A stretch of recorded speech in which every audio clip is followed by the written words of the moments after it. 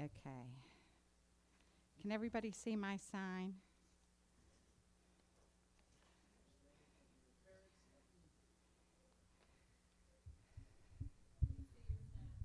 Huh?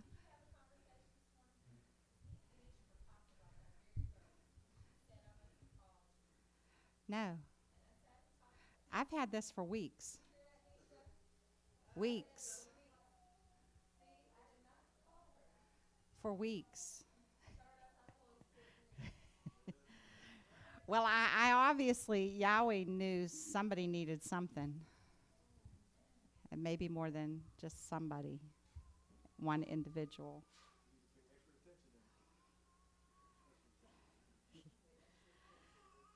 Okay, so I don't mind preaching, but preaching is not what I do. Teaching is what I do. And so it's hard for me to preach because I got to remember not to. Yeah, exactly. I don't need when you're preaching, you don't need 6 million scriptures. You don't need reference and definitions and all this stuff. You just short and sweet. So I have to work at that. So I'm not preaching today. I'm going to teach. So let's see, where do we start right there? No, we don't start right there. First of all, everybody needs more than one translation about, not today, I'm just talking about at home for your personal selves. You should have more than one translation of Bible, a dictionary, a concordance. If you have a computer, eSword is fabulous. That can remedy all that situation by just having an eSword is free.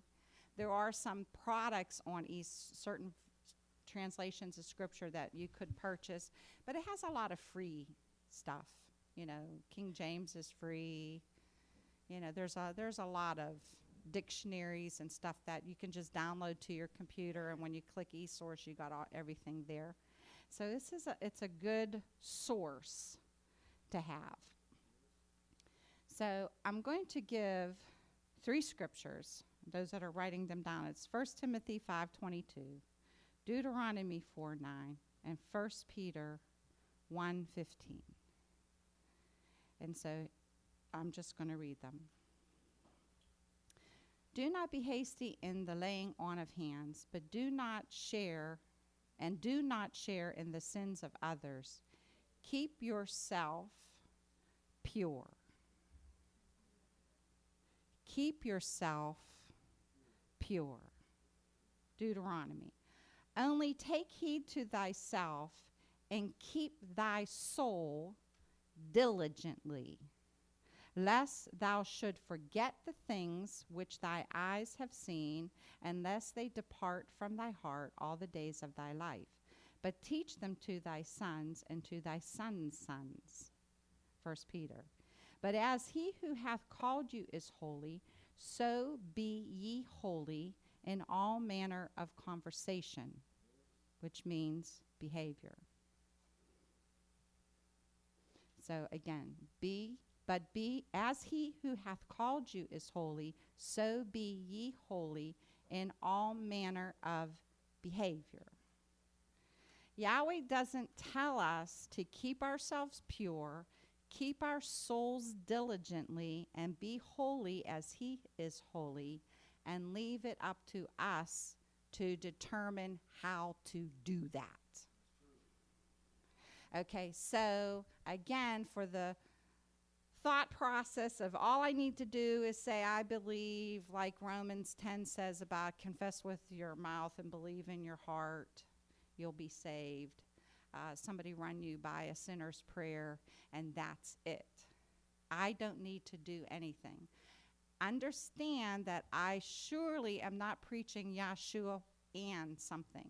I'm not. It's all Yahshua who does the work. But we do have a part to play in this, or else Yahweh wouldn't tell me to keep myself pure. He wouldn't tell me to keep my soul diligently, and he wouldn't command me to be holy as he is holy. There's something I have to do. I have to do something. And yes, I have to receive Yahshua. I mean, this message is only for those that have decided that this is the walk that they want to walk. You need to take notes if you haven't made the decision yet, because if you make the decision to walk, this is what you have to do. Keep yourself pure, keep your soul diligently, and be holy like Yahweh is holy. I'm going to focus on 1 Thessalonians chapter 5. Obviously, verse 22, but we're going to look.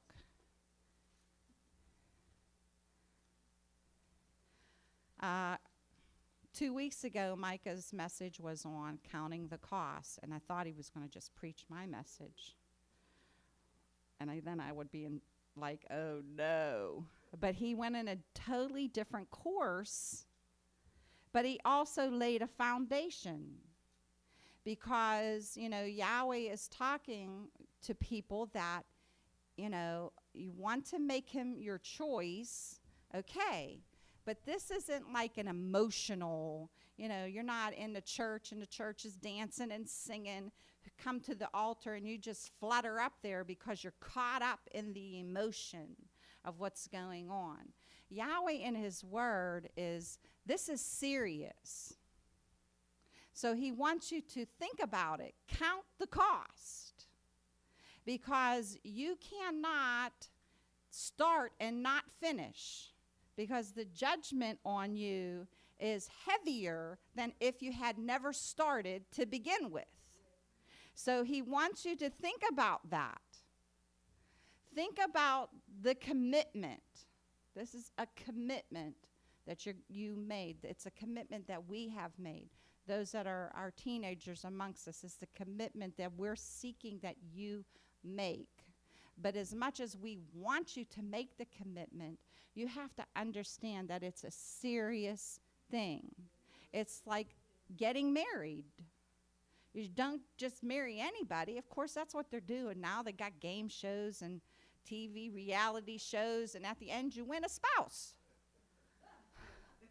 I don't understand it. Because that's not something you play with. This is your spouse. But of course, I don't know, do they still have till death do you part in their vows? I don't know. But anyway, it's serious. And Yahweh wants it to be taken seriously.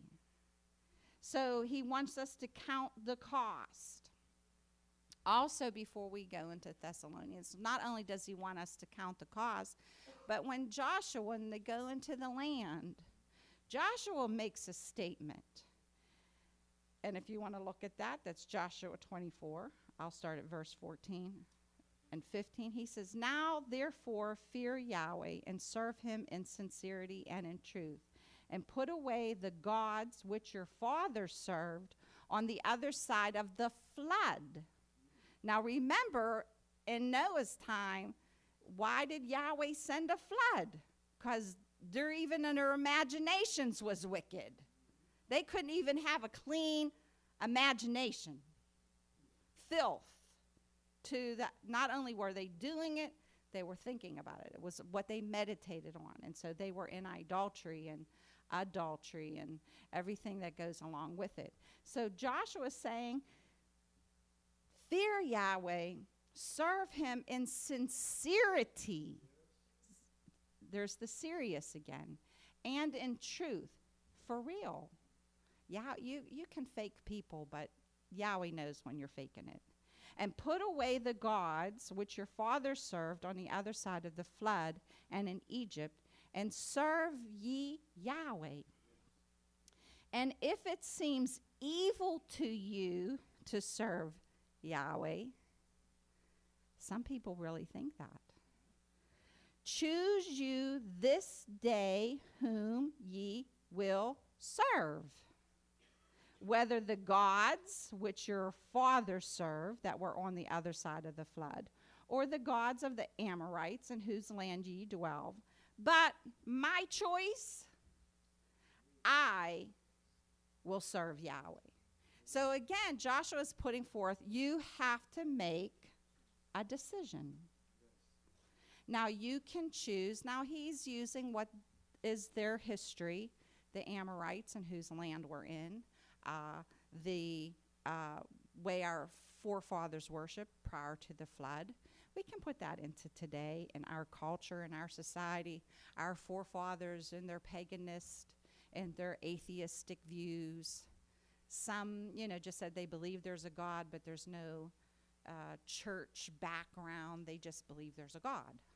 But it meant nothing other than that statement. So we have to make a choice. So for those of us who have made the choice, and we're looking at the instruction that tells me, keep myself pure, keep my soul diligently, and be holy as he is holy, I need to know, what must I do? How do I do this? Yes, I want to be a follower of Yah. I've made the decision. Now what do I do? And you'll get a lot of different things, and people will rattle off the physical sins, our sister Eleanor here and Nana with, I'm not sure the denomination of her father, but the Church of God in Christ. And they had a checklist. Don't smoke, don't dance, wear long sleeves, dresses to your ankles, no open-toed shoes. I got and that was a checklist. And you ran down the checklist, and I'm good to go. But Yahweh goes further than our physicalness. He's concerned about what's happening on the inside. So when you need to know something, you read the instructions. Yesterday I was wearing a shirt. It said, when all else fails, read the instructions. Now we get stuff that we have to put together. Some of us have a good eye. We can look at the picture and say, I see how that goes. Look at the stuff, say, yep, got it. And we can start putting it together. And then when we get stuck, let me see what I need to do. I get and pick up the instructions and see what it is I need to do. So when all else fails, read the instructions. Yahweh gave us a book inspired by himself, and it's a book of instructions. It tells us what to do, good and bad, what to stay away from, what to put the positive stuff to do. It shows us consequences of people who did the good stuff and who did the bad stuff, so that we know that when judgment falls, that it's the same judgment. We can't say, oh, well, you didn't treat David like that. Or you didn't, It's the same across the board. So we have these instructions. And these instructions, just to toss out a couple. There is a scripture that says, wherefore, my beloved brethren, let every man be swift to hear, slow to speak, slow to wrath. This is a good verse.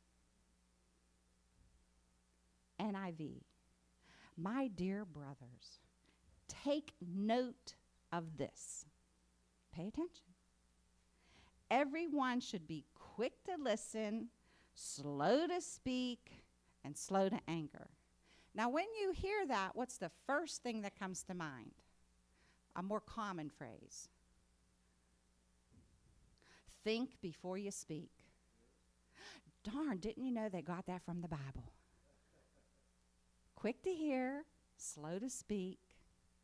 We kind of run it the other way around.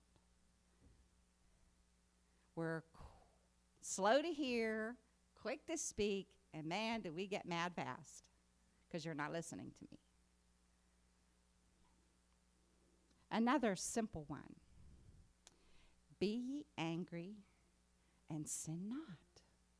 let not the sun go down upon your wrath. What does that mean? It says, be ye angry. Oh, I can get angry. That's now we all think, oh, see, I'm allowed to get angry. I've got justification to get angry. But then it says, and sin not. How do you get angry and not sin? That we have to work on. Because usually the second I'm angry, I'm not even thinking about not sinning. I'm thinking of telling you everything that's on my mind, maybe hit you. You know, I'm thinking of all this foul stuff that's running through because I'm angry. So be ye angry and sin not. Let not the sun go down upon your wrath. Guess what? Don't go to bed angry. Don't go to bed angry. Whatever it is that gets you going during the day, you make sure that thing is settled by the time you go to bed. This is great for couples, married people. I'm telling you, instruction. You want to know how to succeed in your walk with Yahweh. Instructions. He gave us instructions. People are getting angry, and they're staying that way for a week. A week. Going to bed every night, rolling over. You best sleep on a couch tonight. For weeks and days on end. And I'm talking about saved folk. You need to read the instructions. Be angry, sin not, and don't let the sun go down upon thy wrath. Settle that thing in a day.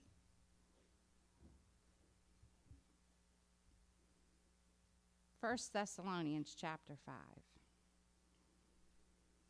It was hard to pick chapters to. I'm talking instruction. You want to know some stuff about what to do and what not to do? Now, brother, about the times and dates, we do not need to write to you, for you know very well that the day of Yahweh will come like a thief in the night. Now, you have to understand, Paul's writing to the Thessalonians. He's already just talked to them about, and the Thessalonians they were so sure Yahshua was coming at any day now. They stopped working. They were just chilling, waiting. Any day now. Any day now. And Paul had to fuss at them and say, no, you can't stop living. You have to be ready and live your life. And then they were worried, because people who had received the gospel and gotten saved had died. And they were like, oh, no, they're not going to be able to get caught up and see him when he comes. And so he's comforting them and instructing them about what's going to happen when Yahshua actually does come. And so, the dead will rise first, and then we which are alive will be caught up to meet him in the air. So he's just coming off of all of that. And he says, so now I don't need to any more further explain to you about the day of Yahweh. I just need to tell you it'll come like a thief. So just be ready, because it's just going to come unaware. People are not going to be aware. While people are saying peace and safety, destruction will come on them suddenly as labor pains on a pregnant woman, and they will not escape. But you, brothers, are not in darkness. So that this day should surprise you like a thief. So if you're in Yahshua, you won't be surprised. You'll be ready. You are all the sons of light and the sons of the day. We do not belong to the night or to the darkness. So then, and that is Paul. So if this is the case, you're children of the light, not of the darkness. Let us not be like others who are asleep. And now he's not talking about dead. He's talking about they're just like out to lunch. They're not aware. But let us be alert and self-controlled. For those who sleep, sleep at night, and those who get drunk at night. They're in their darkness, they're in their sin, they're in their wickedness. That's the darkness he's talking about. But since we belong to the day, let us be self-controlled, putting on faith and love as a breastplate and the hope of salvation as a helmet. For Elohim did not appoint us to suffer wrath, but to receive salvation through our Master Yahshua Messiah. He died for us so that whether we are awake or asleep, now he's talking about life, alive and dead, we may live together with him. Therefore, encourage one another and build up each other, just in the fact you are doing. Now we ask you, brothers, to respect those who work hard among you, who are over you in the master, and who admonish you. Respect your elders in Yahshua. This is instruction. So you're a child of the day. Rest assured, our confidence in when Yahshua returns. Now, respect those who are your elders among you. Hold them in the highest regard and love because of their work. Didn't say because of who they are, their faults, because we were talking earlier about people make mistakes, but because of their work, what they're called to do. Live in peace with each other. Oh, trouble. And we urge you, brothers, warn those who are idle. Encourage the timid. Help the weak. Be patient with everyone. Be patient with everyone. This is reaching out of the household of faith and going to everyone. Make sure that nobody pays back wrong for wrong, and I probably should be reading King James, but always try to be kind to each other and to everyone. You don't do wrong for wrong, evil for evil. That's a vengeful attitude. I remember when I was in high school. Yes, I can remember that far back. It was a long time ago, but there I was dating my older two's father, and he had a friend, and they had this philosophy that, and this is how they summed it up, and actually, this is the terminology. If somebody throws a penny at you, you throw a nickel at them. If they throw a dime at you, you throw a quarter. Vengeful. Get even. Yahweh says here, you do not pay evil for evil. I don't care what they do to you. You don't take from Yahweh what is his. And Yahweh made it clear, vengeance is his. You are vengeful, you take from Yahweh what is his. See, we got to make sure we think about, our problem is we don't think about what it actually is. Yahweh said, vengeance is mine. When you try to take vengeance, you take from Yahweh what is his. Believe you me, you can rob Yahweh more than just in tithes and offerings. We steal his glory, we steal his vengeance, we take from him the things that he has said are his and his alone. Vengeance is Yahweh's. So you don't pay back wrong for wrong, but always try to be kind to each other and everyone else. Again, this isn't just in the household. This is for those outside of the faith. We're supposed to be kind to those outside as well. We're not supposed to pay back evil for those on the outside either. And when you're going through the book of Samuel and you can see how Saul treated David, but yet David had given Saul respect that he didn't deserve. Saul did not deserve the respect that he got from David. But David's rationale was, Yahweh put you where you are, and I will not disrespect Yahweh. This is what we have to remember. Don't like the president? That's fine. Badmouth the president? You are in trouble. Not with authorities, but with Yahweh. Yahweh put him in his place. So he doesn't maybe earn our respect, but he gets it. Not because of him, but because of Yahweh. This is the place we need to get to in our thinking process so that we can follow the instruction as it's given without trying to make excuse. We're trying to make excuse to justify our behavior. You can't justify where it says, do not render evil for evil. You cannot justify your bad behavior to somebody else because they treated you bad. When it says, do not render evil for evil, but be kind. Hard.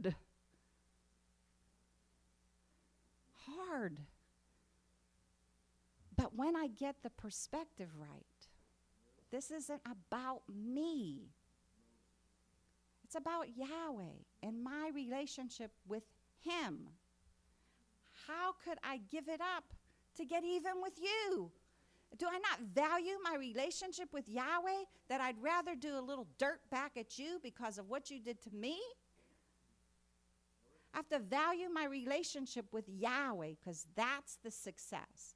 When I put the value that it has above everything else, when I can say only he is glorious, when I can say that and know without a doubt that is the truth, and only he is worthy to be praised, and it's in my soul and in my bones and inside of me, it's my thought process, then when he says do not, I can say okay, because it's not worth giving him up to get back at somebody else.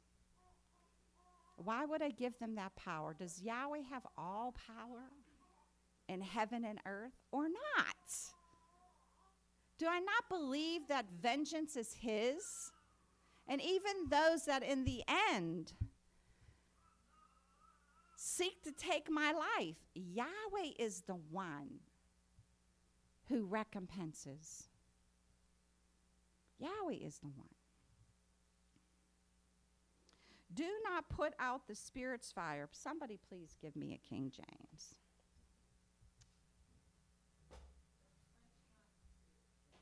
Oh, I know what it says, but I want to read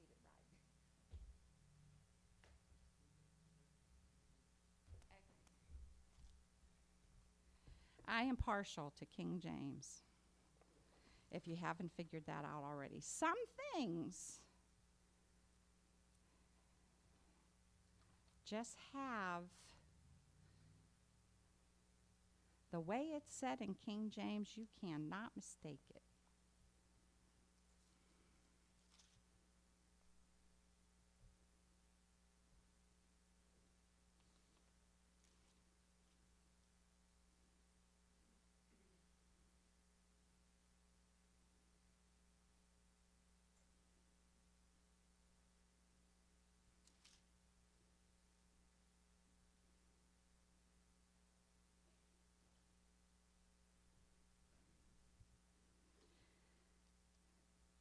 Okay, see that none render evil for evil unto any man, but ever follow that which is good, both among yourselves and to all men. Rejoice evermore. Pray without ceasing. In everything give instructions. Instructions. Rejoice evermore. Depressed Christians. Rejoice evermore. Oxymoron. His command is rejoice evermore. Now, that doesn't mean things aren't going to happen and sad things don't happen to us. But if our confidence is in Yahweh, see, this is what it comes down to. The choice. I chose Yahweh to serve him, to fear him. I believe the things about him. They're objective truths.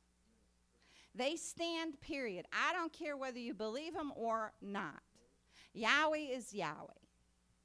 He is forevermore, always was, always will be. He sent his son, believe it or not. It's the truth. And there's lots of people who don't believe it, and there's a lot of us who do. So it's a forever truth. Rejoice evermore. I can do this if I believe. Got to and put it in what Paul is saying in this whole letter to the Thessalonians. He just told them about, the suffering and Yahshua's return, and he said, "Comfort ye one another with this." With what? He's coming back. So we're going through. It's like one more day down and another day closer. I can rejoice in that. I may not have any much else, but I can rejoice in that. I can rejoice in that. Pray without ceasing. I'm rejoicing. I'm praying. I'm talking to Yahweh. I'm listening to Yahweh. This is the Almighty, my best friend, the physician, the healer, the deliverer. We can have conversation all day. In everything, give thanks. In everything, give thanks. In everything, give thanks. Get this into you so that when you're in the situation, the people are driving stupid, and you're getting frustrated, and you have somewhere to go, and you just wish everybody knew how to drive like you know how to drive. Give thanks. Give thanks. We ain't going to let no devil steal my joy. We do, though. We do. He walks right off with it. He walks right off with it. And then we're like, what happened? You let the devil come in and take it. You didn't even fight him for it. You just let him come in and take it. In everything, give thanks. Why? For this is the will of Yahweh in Yahshua concerning you. This is about you. It's not about Yahweh in the sense that Yahweh wants. This is for your sake. These instructions are for your sake. You want to succeed and be happy in life. No Yahshua, no life. Isn't that what the song says? The world out there is dead. Why? No Yahshua, no life. But we got life. And that more abundant. And that more abundant. And it doesn't mean I'm living large. It means I'm alive and I appreciate it. And I got a life hereafter. And it's great to sit in the midst of your turmoils, whether they're financial or children or whatever, and say, you got this, Yahweh, and go to sleep. That psalm, and I lay myself down and I slept. And I slept. I didn't toss and turn and fret and worry. I slept. I slept. My husband used to get so upset. 8 o'clock, I'm done. He'd be like, how do you do that? I say, the day is done. It's done. I'm not trying to figure out tomorrow. Today is finished. Yahweh got it. Whatever went wrong, Yahweh got it. And I sure am not going to worry about tomorrow. And slept. Quench not the spirit. Now here are some like one-liners. Quench not the spirit. Is Yahweh talking to you? Is he telling you to do something? Is he telling you to speak to somebody? Is he telling you to stand up and this word is burning inside you and you know you should get up and say it? Is there a song burning in you? And you're like, I'm not doing that. That's what that's talking about. Quench not the spirit. I don't think that's difficult to understand. I don't have to pull out the dictionary. Don't do that. Do what Yahweh says. Despise not prophesying. And it's done away with, huh? We need to hear from you, Yah. We sing the song. But then we don't want to hear what he has to say. Or when he says it, yeah, that's for so-and-so. Don't fit me. That ain't, I hope they got that. Prove all things. This is your charge. Your charge. To listen. Quick to listen. Quick to hear. Slow to speak. And then you prove it. You test it out. Is it Yahweh? Was that the word of Yahweh? Is Yahweh talking to me? You prove it out. And you'll find some things are not. And some things are. So he says, hold fast to that which is good. That's pretty easy. You prove it. If it's good, hold fast to it. If it's not, throw it away. Simple instruction. Now we get to the verse. Abstain from all appearance of evil. Now, again, I like this in King James because it uses the word appearance. NIV says avoid all evil. Well, it says avoid every kind of evil. King James says abstain from all appearance of evil. Now, if you can get this, you will be good to go. So abstain, of course, doesn't mean avoid. It means refrain. It means to hold oneself off, like back off from it. And we know what appearance means, what it looks like. Stay away from stuff that even looks like sin. See, we're rationalizing stuff, saying it's not sin. And some stuff isn't on the surface. But what does it look like?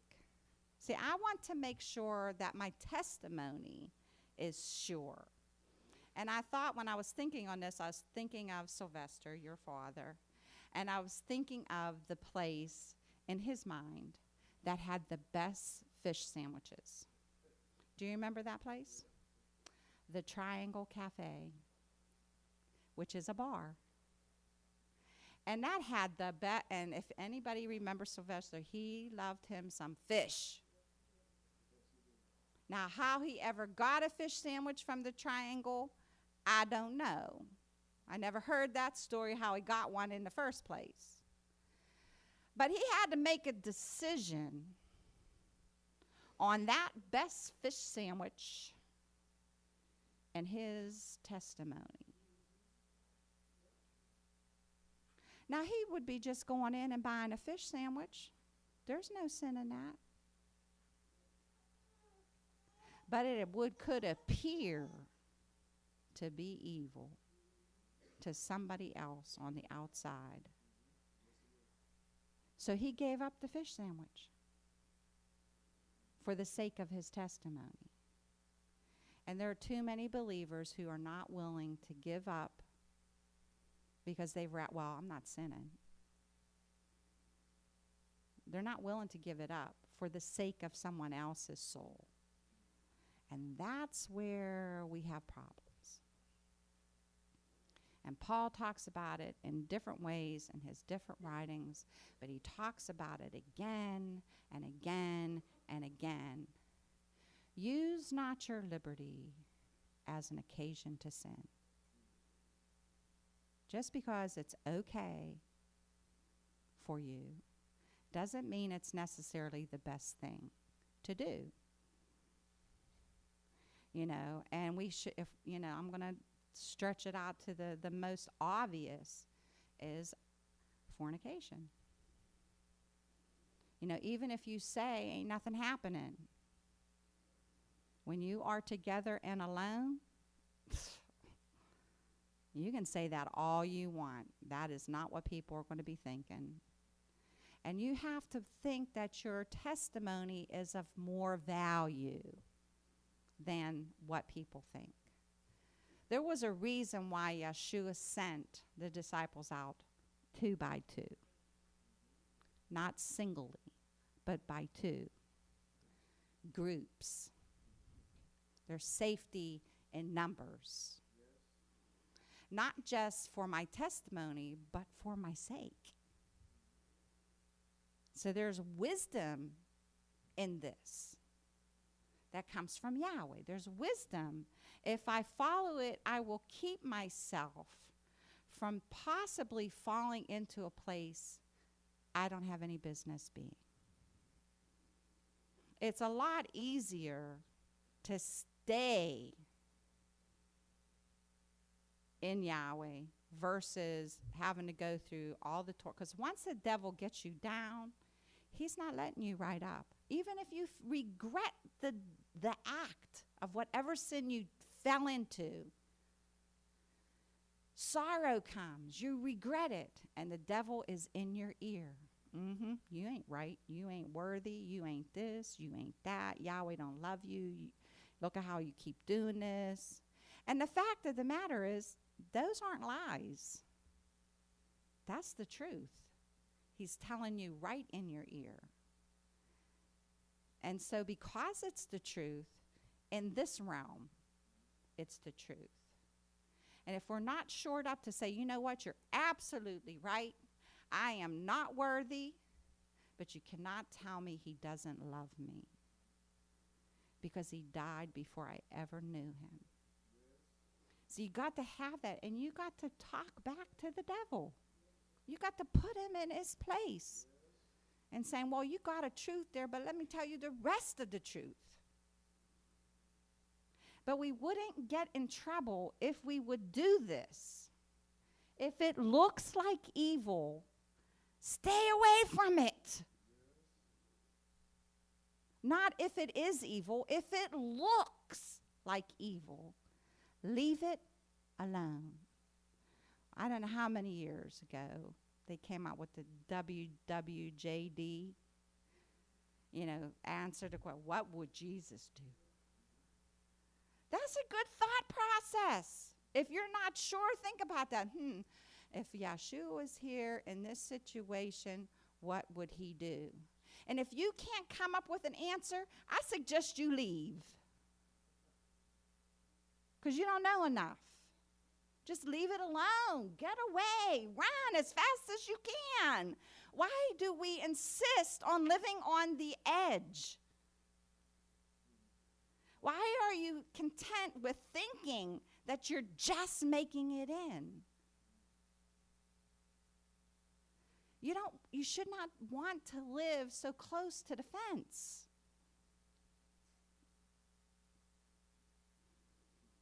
Abstain from all appearance of evil, and the very Elohim of peace.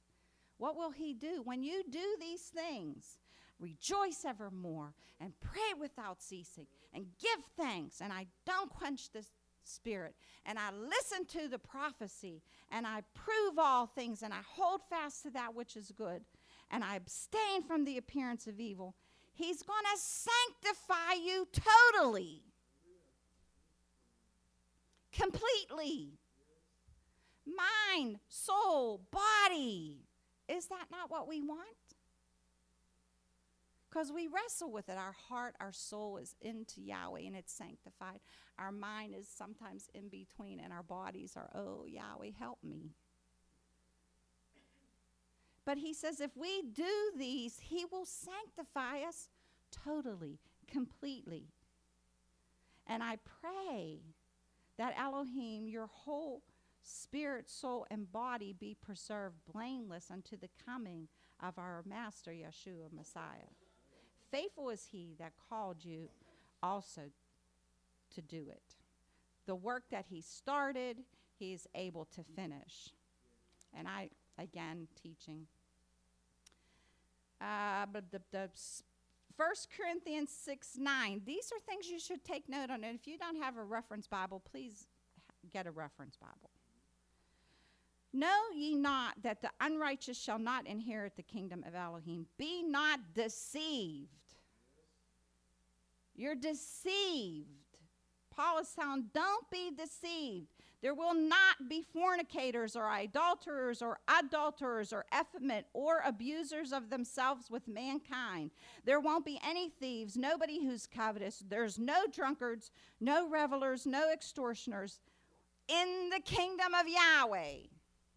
They are not there. Now, Paul makes it clear, some of you were like that. Somewhere we're here. We're somewhere in that list. Somewhere our past is there. But that's not where we are anymore. We are washed and sanctified and justified in the name of Yahshua by the Spirit of our Elohim. Paul goes on in 1 Corinthians 5, starting at verse 9. I have written to you in this epistle not to associate with persons guilty of lewdness. Do not associate with people guilty of lewdness. Yet not altogether with lewd persons of this world, or with covetous or extortioners or with idolaters. Then you would have to get out of the world. So he's trying to clarify up something. You heard me make a statement, and y'all are confusing it. I'm trying to tell you and fix it now that those are worldly attributes. You shouldn't be like that.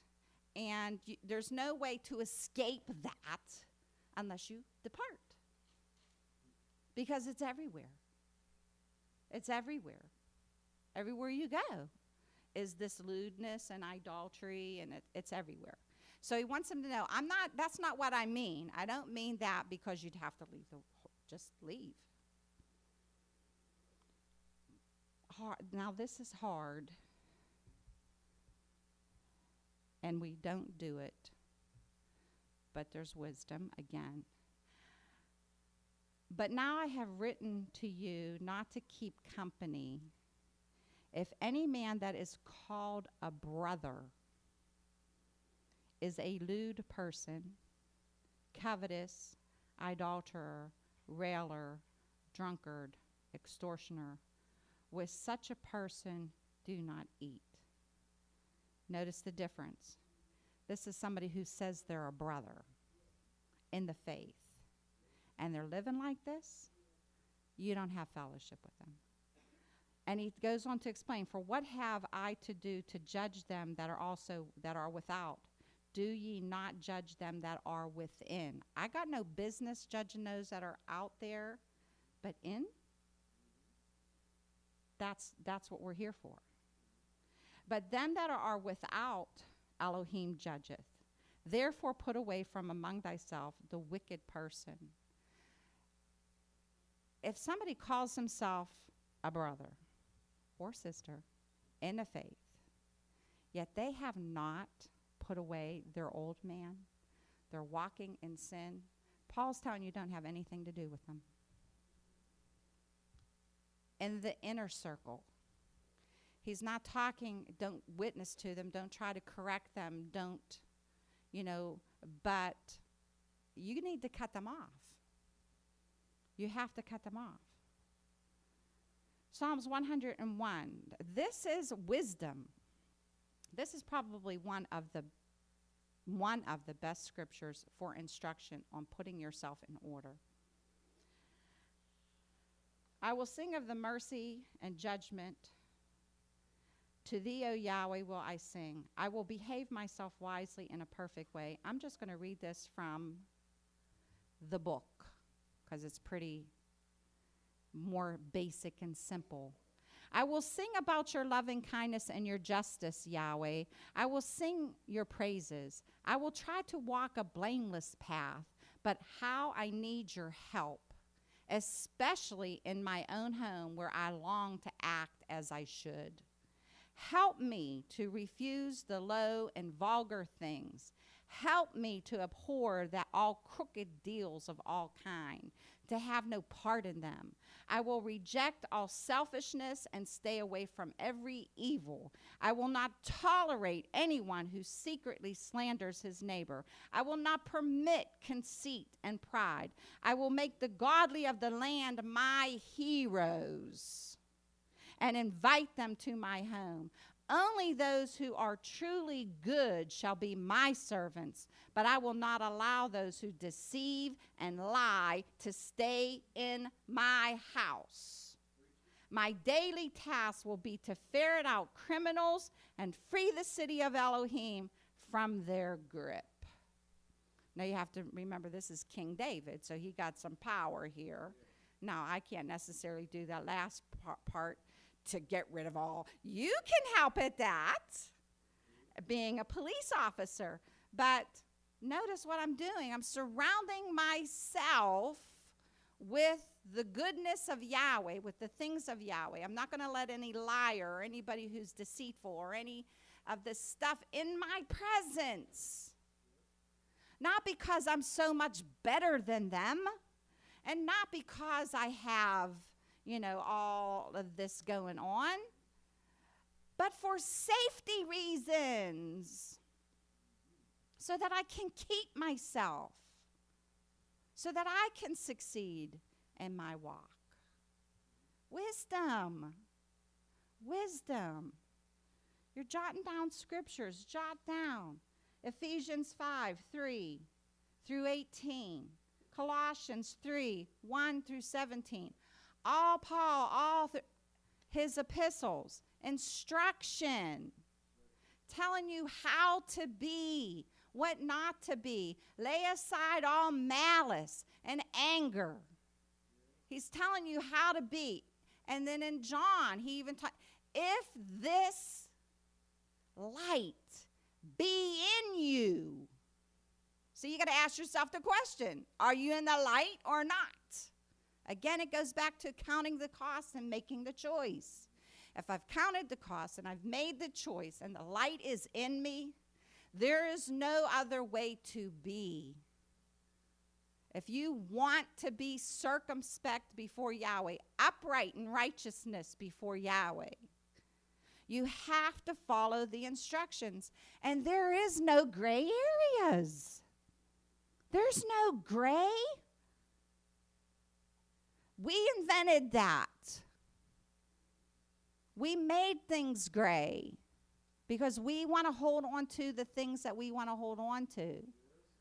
But there's no gray. There is no gray in these commands. So Yahweh has given us a tool, his word. Wherewith shall a young man cleanse his ways? Instruction, the word by the word of Yahweh. We need to pay attention